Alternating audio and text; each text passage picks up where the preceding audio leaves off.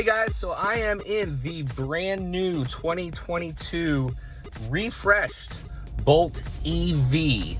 This is not the EUV, it's not the bigger one, it doesn't have Super Cruise, but I'm gonna go for a little drive here and see what it's like.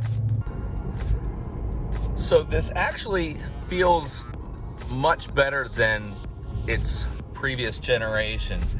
Very, very smooth, but it's tight. It's very precise. It definitely feels like GM and Chevy have really put their time into making sure that this is a very, very competitive argument for a car. The one I'm driving is the 2LT, and they do have this listed at, I believe, 38,000 and some change MSRP.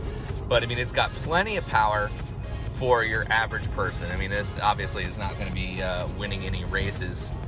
I mean, going around corners, this thing, it handles so well. I imagine if you've got aftermarket suspension, lowered it a little bit, there's a little bit of body roll to it, and put on some sticky tires, that you could really do pretty well on like an autocross or even a short road course that didn't require a lot of speed to it.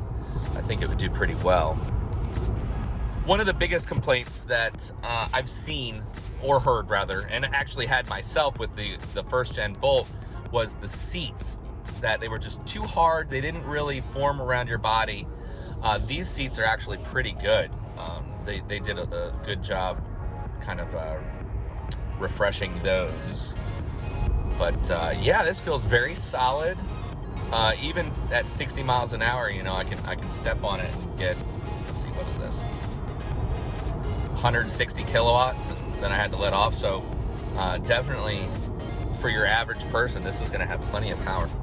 I like the UI. It's very easy to use, very intuitive. You can figure it out. You still have buttons, you know, for that tactile response, but then also once you're familiar with it, you can just reach down, touch a button. You don't even have to look at it, which is definitely going to be something that a lot of people prefer.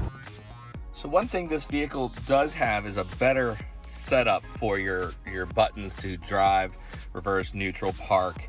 One pedal driving, which obviously a lot of people really, really like about the Bolt EV. The sport button, I think that's pretty cool. It's a little checkered flag, so you can press that and it'll turn on.